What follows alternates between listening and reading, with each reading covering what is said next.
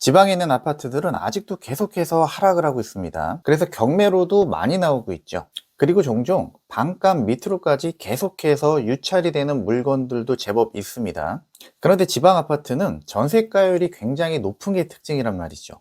보통 80% 안팎이고요. 90% 넘어가는 것들도 있어요. 그래서 경매 권리 분석을 할 때 임차인이 있는 물건은 각별히 신경을 써야 합니다. 이것 때문에 보증금 날리는 경우가 많거든요. 그래서 오늘은 임차인 관리 분석에 대해서 자세히 좀 정리를 해 드릴게요. 대구 달서구에 있는 아파트고요. 전용 면적은 134제곱미터가 좀 넘어요. 중대형 아파트죠. 3억 2,600에 감정평가가 됐는데 와, 2,700만 원 정도의 낙찰이 됐습니다. 그런데 입찰 인원은 한 명이고요. 결국 미납을 해서 경매가 다시 진행이 되고 있죠. 이 아파트의 현재 시세는 2억 3천, 최근에 거래가 된 금액이 이렇고요. 현재 매물은 오히려 더 내려가 있죠. 2억 2천에 6층이 지금 매물로 나와 있죠. 하염없이 지금 하락을 하고 있습니다. 한때는 3억 8천까지도 갔던 게, 지금은 뭐 반값 정도까지는 아니지만 굉장히 많이 떨어져 있죠. 권리 분석을 좀 살펴보도록 할게요. 가장 빠른 권리는 주택 임차권인데 임차권은 말소 기준이 아니기 때문에 그 아래에 있는 강제경매 개시결정 등기가 말소 기준이 되겠고요. 임차인을 살펴봤더니 전입일은 2016년, 말소 기준은 2024년. 한참 빠르기 때문에 대항력이 있는 임차인이죠. 그런데 보증금이 무려 2억 7,800이나 됩니다. 시세보다 한참 높죠. 확정일자는 2년 늦게 받았고요. 배당 요구 유효하게 했어요. 그리고 중간에 또 보증금을 증액을 했어요. 그리고 확정일자를 증액하고 받은 시점은 2023년도 7월 달이었고요. 그런데 다행히도 이 기간 동안에 등기부에 뭐 특별한 내용들이 없죠. 그래서 최종적으로 2억 7,800 이 금액에 대해서 전부 다 대항력이 있게 되는 거고요. 우선 변제권 배당받는 시점 또한 물건들 중에서는 가장 빠른 순서대로 배당을 받을 수가 있어요. 그런데 문제는 이거죠. 지금 시세가 2억 2천 정도밖에 안 된단 말이죠. 그런데 보증금은 2억 7,800입니다. 그래서 2,700만 원의 낙찰을 받았다고 해도 결과적으로는 배당 못 받은 보증금 전부를 낙찰자가 인수를 해야 된단 말이죠. 그래서 결과적으로는 2억 7,800 플러스 경매 비용 한 300여만 원 될 것 같은데요. 그 금액까지 더해주면 2억 8천 넘는 금액으로, 그러니까 얼마의 낙찰을 받던 그 정도 금액으로 낙찰 받은 격이 된다라는 거죠. 그래서 미납을 할 수밖에 없겠죠. 왜냐면은 2억 2천짜리 물건을 2억 8천 넘는 금액에 살 이유가 아무것도 없죠. 결국 임차인에 대한 권리 분석을 잘 모르고서 그냥 입찰을 해서 뭐 보증금이 크지는 않지만 어쨌건 미납을 하면서 보증금을 날린 사례가 되겠죠. 지방은 이러한 유형의 물건들이 굉장히 많아요. 지금 현재 상황으로는 절대 낙찰이 될 수 없는, 이게 100만 원까지 유찰이 된다고 해도 낙찰이 안 되겠죠. 안 되는 게 정상이란 말이죠. 그래서 이 임차인 같은 경우는 낙찰이 계속해서 안 되니까 나갈 수도 없는 거예요. 그래서 그냥 내 집이다 하고 사는 방법밖에는 없어요. 지금으로선 그렇다라는 거고요. 방법이 하나 있기는 하죠. 시세가 올라주는 거죠. 이 보증금 초과해서 충분히 올라줘야지. 그래서 이 감정평가가 된 금액 정도는 올라줘야지 이 물건이 낙찰이 되겠죠. 시세보다는 싸게 낙찰을 받아야 될 것이니까요. 그래서 그러기 전까지는 낙찰이 안 될 것이고요. 그럼 결국 이 임차인은 계속해서 거주를 할 수밖에 없죠. 그냥 내 집이다 하면서 거주를 할 수밖에 없는데 꼭 그렇게 나쁜 것만도 아니에요. 왜냐하면 뭐 재산세나 뭐 이런 부담 없이 계속해서 뭐 관리비만 내면서 살면 되는 거니까요. 대신 낙찰되기 전까지는 어디 갈 수도 없죠. 물론 임차권 등기가 돼 있기 때문에 뭐 이사를 갈 수는 있지만 보증금을 못 받은 상태에서 이제 가야 되는 거니까요. 실질적으로는 이사 나가기가 거의 불가능한 상황이다라고 보시면 될 것 같아요. 어쨌건 이런 유형은 절대로 입찰을 들어가면 안 되겠죠. 다음 물건도 비슷한 유형이에요. 이것도 대구 달서구에 있는 아파트인데요. 59제곱미터죠. 1억 7천에 감정평가가 됐는데 4천만 원 좀 넘는 금액에 낙찰이 됐죠. 이것도 한 명이에요. 그런데 또 미납을 했어요. 이 아파트의 시세는 1억 3천 실거래가 됐고 지금 호가는 조금 더 올라와 있네요. 이것도 3층이고 호가 나온 것도 3층이고 이게 제일 저렴한 매물인데 지금 그래프를 보니까 살짝 반등을 하네 마네 뭐 이런 분위기인 것 같아요. 이것도 한때는 2억 1,400까지 거래가 됐던 그런 아파트였단 말이죠. 등기부상 가장 빠른 권리는 이것도 임차권이죠. 그렇다면 그 아래에 있는 이 강제경매 개시 결정이 말소 기준이 되겠고요. 임차인의 전입일은 2019년, 강제경매는 2024년. 그래서 대항력이 있는 임차인인데 허그에서 이 임차인한테 보증금을 주고서 이 임차인은 나갔고요. 그리고 이 보증금을 허그에서 양수를 받아서 경매 신청을 한 내용이 되겠죠. 보증금은 1억 7,850만 원입니다.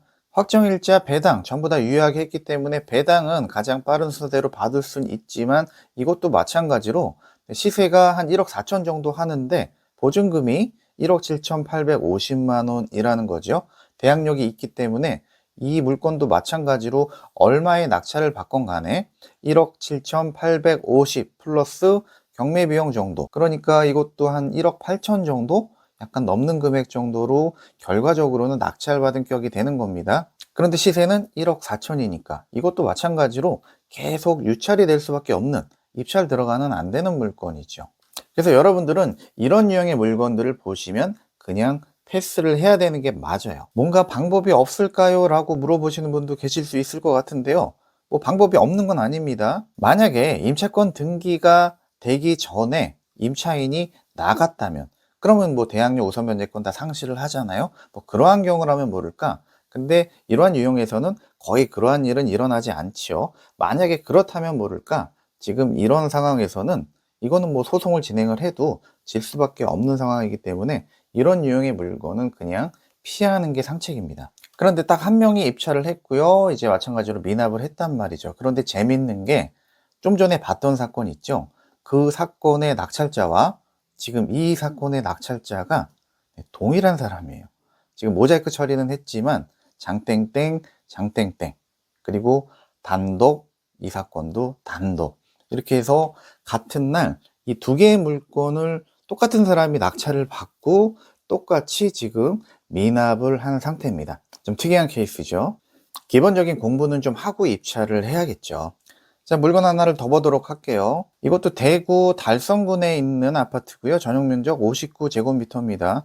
1억 4,500에 감정평가가 됐고 계속해서 유찰이 됐어요. 2,400만 원대까지 떨어졌었다가 변경이 되고 다시 처음부터 다시 시작을 합니다. 시세는 1억 4,800 실거래가 됐고 1억 3,900, 그런데 이거는 1층이에요. 이것도 마찬가지로 2억 3천까지 갔다가 하염없이 떨어져서 이것도 거의 반값 정도 수준? 뭐 반값까지는 아니지만 굉장히 많이 하락을 해 있는 상태죠.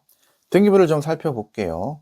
굉장히 많습니다. 가압류를 시작으로 계속 가압류, 가압류, 압류, 가압류 엄청나게 많고요. 사실 이 뒤에 더 있는데 지금 잘린 겁니다. 그리고 제일 마지막에는 이렇게 주택 임차권 등기가 돼 있고 또 압류에 이제 경매 개시 결정 등기가 이렇게 돼 있는 거예요. 가장 빠른 권리는 이 가압류고요. 말소 기준이 되겠죠. 그럼 자신 포함해서 아래에 있는 권리 아무리 많아도 전부 다 말소가 될 것이고요. 하지만 이 임차권 등기는 임차인의 권리를 좀 살펴봐야겠죠. 전입은 21년 4월 30, 말소 기준은 21년 11월 12일. 임차인이 더 빠르죠. 그래서 대항력이 있는 임차인이고요. 보증금은 1억 8천만 원입니다. 확정일자 받고 배당 요구 유효하게 했고요. 그래서 배당받는 순서에는 문제가 없는데 이것도 마찬가지로 시세가 현재 1억 4천 정도 하니까요. 낙찰이 될 리가 없는 물건이죠. 그래서 이렇게 변경이 된 거예요. 이거는 백날 도 받자 낙찰이 안 될 것이다. 뭐 낙찰이 되는 경우는 언제다? 시세가 이 보증금 넘어서 올라줘야지만 낙찰이 되는 경우니까. 그러기 전까지는 절대 낙찰이 될 수 없으니 허그에서 조건을 변경을 하죠. 허그 입장에서는 1억 8천만 원을 임차인한테 대신 돌려주고 이 채권을 회수를 해야 되는데 방법은 두 가지가 있어요. 첫 번째는 이 시세가 이 보증금보다 더 비싼 금액까지 올라줄 때까지 기다리는 방법. 그렇게 기다렸다가 경매를 진행을 하면 낙찰되겠죠. 하지만 언제 그 가격대까지 오를지는 뭐 기약을 할 수는 없고. 자, 두 번째 방법은 지금처럼 이렇게 대항력 포기 각서를 제출을 하는 겁니다. 이렇게 되면 채권 전부를 1억 8천 전부를 회수를 할 수는 없겠지만 얼마에라도 낙찰이 될 거란 말이에요.